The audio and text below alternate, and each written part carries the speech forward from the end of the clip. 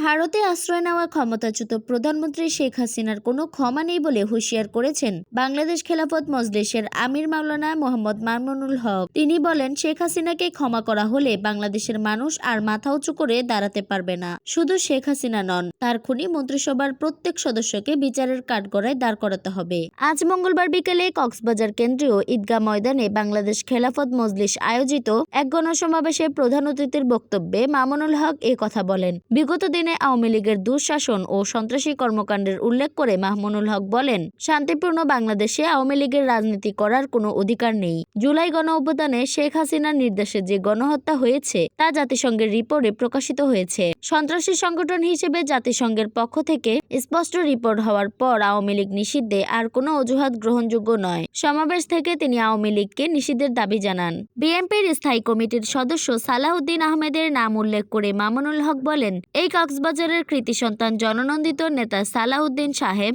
ভয়ঙ্করভাবে গুমের শিকার হয়েছিলেন। কূটনৈতিক শিষ্টাচার বর্জন করে পার্শ্ববর্তী রাষ্ট্র এই গুম প্রক্রিয়ায় প্রত্যক্ষ ভূমিকা পালন করেছে। আমরা ভারতের কাছে এর জবাব চাই। একইভাবে ইলিয়াস আলী সহ যত বিরোধী রাজনৈতিক নেতা গুম খুনের শিকার হয়েছেন সেই সব জুডিশিয়াল কিলিংয়েরও বিচার চাই।